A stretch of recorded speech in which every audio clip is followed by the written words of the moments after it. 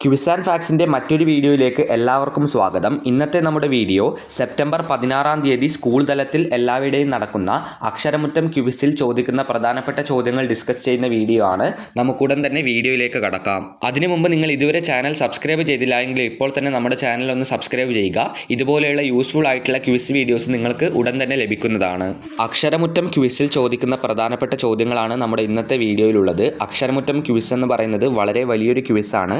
അതിൽ ചോദിക്കുന്ന ചോദ്യങ്ങൾ നമുക്ക് ഇങ്ങനെ ജനറലായി ഒരു കാറ്റഗറിയിലൂടെ പറയാൻ സാധിക്കുകയില്ല. അതുകൊണ്ട് തന്നെ അക്ഷരമുറ്റം പതിപ്പിലും അതുപോലെ തന്നെ ജനറൽ ആയിട്ടുള്ള ചോദ്യങ്ങളുമാണ് ഈ ഒരു ക്വിസിൽ നമ്മൾ ഉൾപ്പെടുത്തിയിരിക്കുന്നത്. ഈ വീഡിയോയിലെ ചോദ്യങ്ങളെല്ലാം നിങ്ങൾ അവസാനം വരെ കണ്ട് ഇതിൽ പറയുന്ന ചോദ്യങ്ങളെല്ലാം നിങ്ങൾക്ക് അറിയാമെന്ന് ഉറപ്പുവരുത്തുക. നമ്മുടെ മറ്റെല്ലാ വീഡിയോസിലും ഉള്ളതുപോലെ തന്നെ ഈ വീഡിയോയുടെ അവസാനവും നിങ്ങൾക്ക് വേണ്ടി ഒരു ബോണസ് ക്വസ്റ്റ്യൻ നൽകിയിട്ടുണ്ട്. ബോണസ് ക്വസ്റ്റ്യൻ എന്താണെന്ന് അറിയാത്തവർക്ക് വേണ്ടി വീഡിയോയുടെ അവസാനം നിങ്ങൾക്ക് വേണ്ടി നൽകുന്ന ഒരു ചോദ്യമാണ് ബോണസ് ക്വസ്റ്റ്യൻ. അതിൻ്റെ ഉത്തരം കമൻറ്റ് ചെയ്യുന്നവരെ സെലക്ട് ചെയ്തുകൊണ്ട് നമ്മൾ അടുത്ത വീഡിയോയിൽ വിന്നറായി പ്രഖ്യാപിക്കുന്നതാണ്. എല്ലാവരെയും അല്ല, കുറച്ച് പേരെ സെലക്ട് ചെയ്താണ് നമ്മൾ അടുത്ത വീഡിയോയിൽ വിന്നറായി പ്രഖ്യാപിക്കുന്നത്. അപ്പോൾ എല്ലാവരും വീഡിയോ അവസാനം വരെ കണ്ട് ബോണസ് ക്വസ്റ്റ്യൻ്റെ ഉത്തരം കമൻറ്റ് ബോക്സിൽ രേഖപ്പെടുത്തുക. നമുക്കിനി ഒന്നാമത്തെ ചോദ്യത്തിലേക്ക് കടക്കാം. ഒന്നാമത്തെ ചോദ്യം ഇതാണ്: ഇന്ത്യയിലെ ഏറ്റവും വലിയ കൽക്കരിപ്പാടം ഏതാണ്? ഇന്ത്യയിലെ ഏറ്റവും വലിയ കൽക്കരിപ്പാടം ഏത്?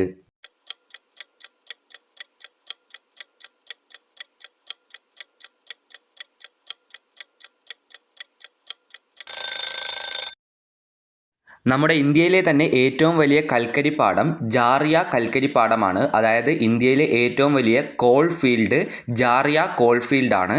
ജാർഖണ്ഡിലാണ് ഇത് സ്ഥിതി ചെയ്യുന്നത് എന്ന് കൂടി ഓർത്തു വയ്ക്കുക. രണ്ടാമത്തെ ചോദ്യത്തിലേക്ക് കടക്കാം. ചോദ്യം ഇതാണ്: സ്കൂൾ വിദ്യാർത്ഥികൾ ലഹരിയുടെ ഉപയോഗം തടയുന്നതിനായി കേരള സർക്കാർ നടപ്പിലാക്കുന്ന പദ്ധതിയുടെ പേരെന്താണ്?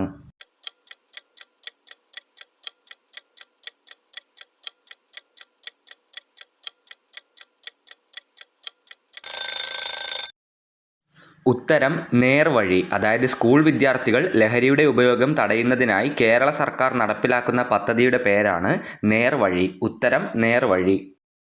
വീഡിയോയിലെ മൂന്നാമത്തെ ചോദ്യത്തിലേക്ക് കടക്കാം. റോബോട്ട് എന്ന വാക്ക് ഏത് ഭാഷയിൽ നിന്നാണ് വന്നത്? റോബോട്ട് എന്ന വാക്ക് നമുക്ക് എല്ലാവർക്കും അറിയാം. അത് ഏത് ഭാഷയിൽ നിന്നാണ് വന്നിരിക്കുന്നത്?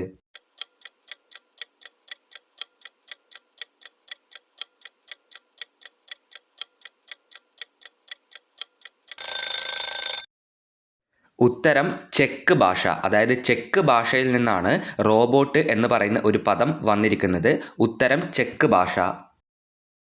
വീഡിയോയിലെ നാലാമത്തെ ചോദ്യത്തിലേക്ക് കടക്കാം. വാൽമീകി ദേശീയ ഉദ്യാനം ഏത് സംസ്ഥാനത്താണ് സ്ഥിതി ചെയ്യുന്നത്? വാൽമീകി ദേശീയ ഉദ്യാനം ഏത് സംസ്ഥാനത്താണ് സ്ഥിതി ചെയ്യുന്നത്?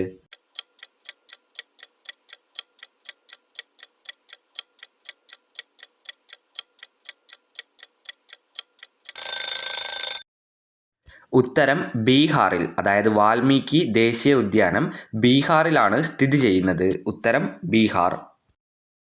നമുക്ക് അടുത്ത ചോദ്യത്തിലേക്ക് കടക്കാം. അതായത് ക്ലോറോഫോമിന് ഉറക്കാനുള്ള കഴിവുണ്ട് എന്ന് കണ്ടുപിടിച്ചത് ആരാണ്? അതായത് ക്ലോറോഫോം ഉപയോഗിച്ചുകൊണ്ട് ഒരാളെ ബോധം കെടുത്താൻ സാധിക്കുമെന്ന് നമുക്കറിയാം. അപ്പോൾ ക്ലോറോഫോമിന് അങ്ങനെ ഒരു പ്രോപ്പർട്ടി ഉണ്ട് എന്ന് കണ്ടുപിടിച്ചത് ആരാണ്?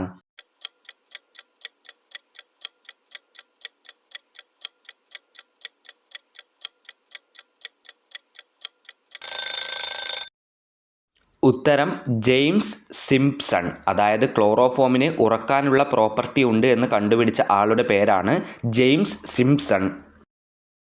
വീഡിയോയിലെ ആറാമത്തെ ചോദ്യത്തിലേക്ക് കടക്കാം. മാവ് പുളിക്കുമ്പോൾ പുറത്തു വരുന്ന വാതകം ഏതാണ്? മാവ് പുളിക്കുമ്പോൾ പുറത്തു വരുന്ന വാതകത്തിൻ്റെ പേരെന്ത്?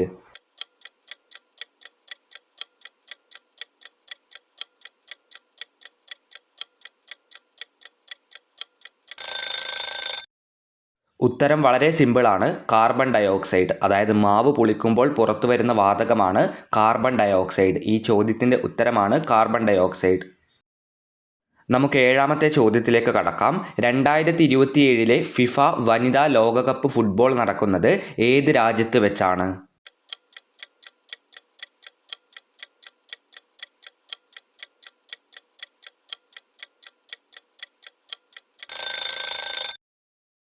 ഉത്തരം ബ്രസീലിൽ വെച്ച്. അതായത് 2027 ഫിഫ വനിതാ ലോകകപ്പ് ഫുട്ബോൾ നടക്കുന്നത് ബ്രസീലിൽ വെച്ചാണ്. അടുത്ത ചോദ്യത്തിലേക്ക് നമുക്ക് കടക്കാം. തമിഴ്നാടിൻ്റെ സംസ്ഥാന മൃഗം ഏതാണ്? തമിഴ്നാടിൻ്റെ സംസ്ഥാന മൃഗം ഏത്?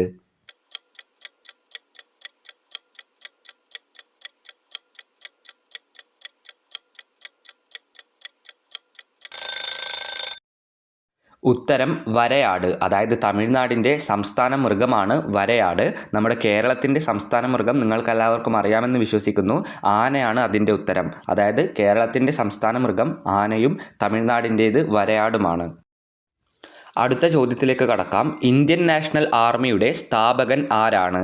ഇന്ത്യൻ നാഷണൽ ആർമിയുടെ സ്ഥാപകൻ എന്നറിയപ്പെടുന്നത് ആര്?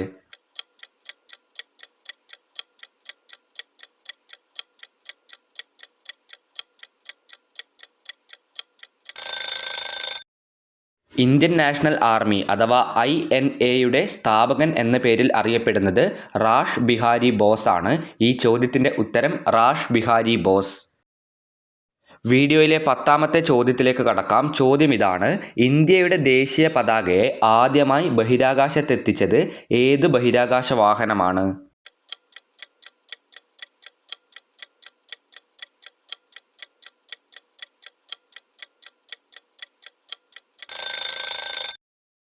ഉത്തരം സൊയൂസ് T-11 എന്ന ബഹിരാകാശ വാഹനം. അതായത് ഇന്ത്യയുടെ ദേശീയ പതാക ആദ്യമായി ബഹിരാകാശത്ത് എത്തിച്ചത് 1984 നടന്ന സൊയൂസ് T-1 എന്ന സോവിയറ്റ് ബഹിരാകാശ ദൗത്യത്തിലൂടെയാണ്. അന്ന് ഇന്ത്യൻ ബഹിരാകാശ യാത്രികൻ രാകേഷ് ശർമ്മ സോയൂസ് T-11 എന്ന ബഹിരാകാശ വാഹനത്തിൽ സഞ്ചരിച്ചിരുന്നു. അദ്ദേഹമാണ് ഈ ഒരു ഇന്ത്യൻ പതാക ആദ്യമായി ബഹിരാകാശത്തേക്ക് എത്തിച്ചത്. 11ാമത്തെ ചോദ്യത്തിലേക്ക് കടക്കാം. ഇന്ത്യയിലെ ഏറ്റവും ഉയരം കൂടിയ അണക്കെട്ടായ തെഹറി അണക്കെട്ട് ഏത് നദിയിലാണ് സ്ഥിതി ചെയ്യുന്നത്?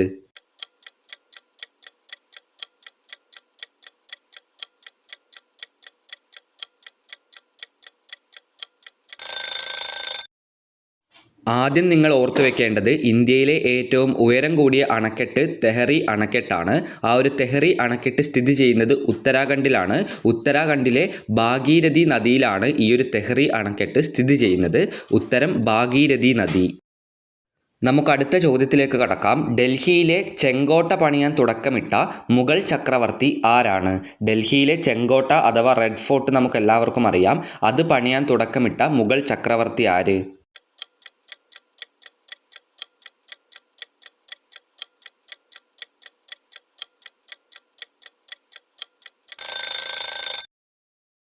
ഉത്തരം ഷാജഹാൻ. അതായത് ഡൽഹിയിലെ ചെങ്കോട്ട പണിയാൻ തുടക്കമിട്ട മുഗൾ ചക്രവർത്തിയുടെ പേരാണ് ഷാജഹാൻ. ഉത്തരം ഷാജഹാനാണ്.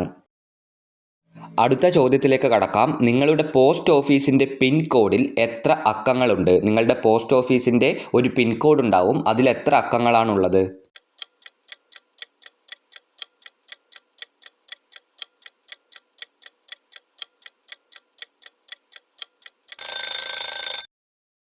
നമ്മുടെ എല്ലാം പോസ്റ്റൽ കോഡിൻ്റെ പിൻകോഡിൽ ഉള്ള അക്കങ്ങളുടെ എണ്ണം 6 എണ്ണമാണ്. അതായത് നമ്മുടെ പോസ്റ്റ് ഓഫീസിലെ പിൻകോഡിൻ്റെ അക്കങ്ങളുടെ എണ്ണം 6. വീഡിയോയിലെ അടുത്ത ചോദ്യത്തിലേക്ക് കടക്കാം. കേരളത്തിലെ ആദ്യത്തെ രാജ്യാന്തര വിമാനത്താവളം ഏതാണ്? കേരളത്തിലെ ആദ്യത്തെ ഇൻ്റർനാഷണൽ എയർപോർട്ട് ഏതാണ്?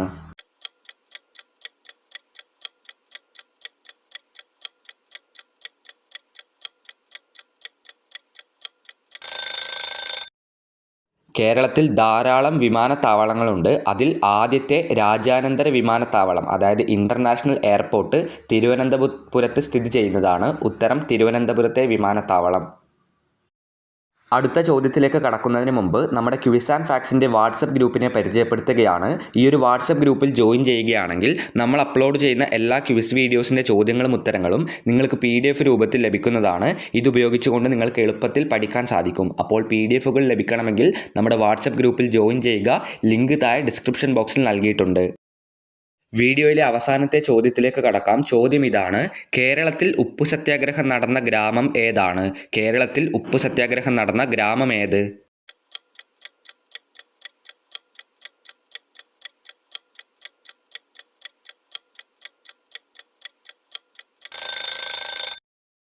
ഉത്തരം പയ്യന്നൂരാണ്. അതായത് കേരളത്തിൽ ഉപ്പു സത്യാഗ്രഹം നടന്ന സ്ഥലമാണ് പയ്യന്നൂർ. ഉത്തരം പയ്യന്നൂർ. ഇനി നിങ്ങളെല്ലാവരും കാത്തിരുന്ന ബോണസ് ചോദ്യത്തിലേക്കാണ് കടക്കാൻ പോകുന്നത്. അപ്പോൾ നമുക്ക് ബോണസ് ചോദ്യത്തിലേക്ക് കടക്കാം. ഇനി നിങ്ങളെല്ലാവരും കാത്തിരുന്ന ഈ വീഡിയോയിലെ ബോണസ് ചോദ്യത്തിലേക്ക് കടക്കാം. ഉത്തരമറിയുന്ന എല്ലാവരും കമൻറ്റ് ബോക്സിൽ ഉത്തരം രേഖപ്പെടുത്തുക. ചോദ്യം ഇതാണ്: കുടുംബശ്രീ പദ്ധതി ആദ്യം നടപ്പിലാക്കിയ ജില്ല ഏതാണ്? ഉത്തരമറിയുന്ന എല്ലാവരും കമൻറ്റ് ബോക്സിൽ ഉത്തരം രേഖപ്പെടുത്തുക. അതിൽ ഉത്തരം രേഖപ്പെടുത്തുന്ന കുറച്ച് പേരെ സെലക്ട് ചെയ്തുകൊണ്ട് നമ്മൾ അടുത്ത വീഡിയോയിൽ വിന്നറായി പ്രഖ്യാപിക്കുന്നതാണ്. അതാണ് ബോണസ് ക്വസ്റ്റ്യൻ്റെ സ്പെഷ്യാലിറ്റി. അപ്പോൾ എല്ലാവരും ഉത്തരം കമൻറ്റ് ചെയ്യുക. ഉത്തരത്തിൻ്റെ കൂടെ നിങ്ങളുടെ പേര് കൂടി കമൻറ്റ് ചെയ്യാൻ മറക്കരുത്. അപ്പോൾ സെപ്റ്റംബർ 16 തീയതി സ്കൂൾ തലത്തിൽ നടക്കുന്ന അക്ഷരമുറ്റം ക്വിസിൻ്റെ ഏറ്റവും എളുപ്പത്തിലുള്ള, അതായത് ഏറ്റവും ബ്രോഡായ കുറച്ച് ക്വസ്റ്റ്യൻസ് ആണ് ഈ ഒരു വീഡിയോയിൽ നമ്മൾ ഉൾപ്പെടുത്തിയിരിക്കുന്നത്. വരും ദിവസങ്ങളിൽ നമ്മൾ കൂടുതൽ ടഫായതും അതുപോലെ തന്നെ സെക്ഷൻ വൈസുള്ള ചോദ്യങ്ങളും നമ്മൾ ഉൾപ്പെടുത്തുന്നതാണ്. അപ്പോൾ അതുപോലെയുള്ള വീഡിയോസിന് വേണ്ടി കാത്തിരിക്കുക. ഈ വീഡിയോയിലെ ചോദ്യങ്ങളെല്ലാം നിങ്ങൾക്ക് അറിയാമെന്ന് ഉറപ്പുവരുത്തുക. അറിയാത്തതാണെങ്കിൽ ഇപ്പോൾ തന്നെ പഠിക്കുക. അപ്പോൾ ഈ ഒരു വീഡിയോ അവസാനം വരെ കണ്ട എല്ലാവർക്കും നന്ദി, നമസ്കാരം. ഇതുപോലെയുള്ള വീഡിയോകൾക്ക് വേണ്ടി ചാനൽ ഇപ്പോൾ തന്നെ സബ്സ്ക്രൈബ് ചെയ്യുക.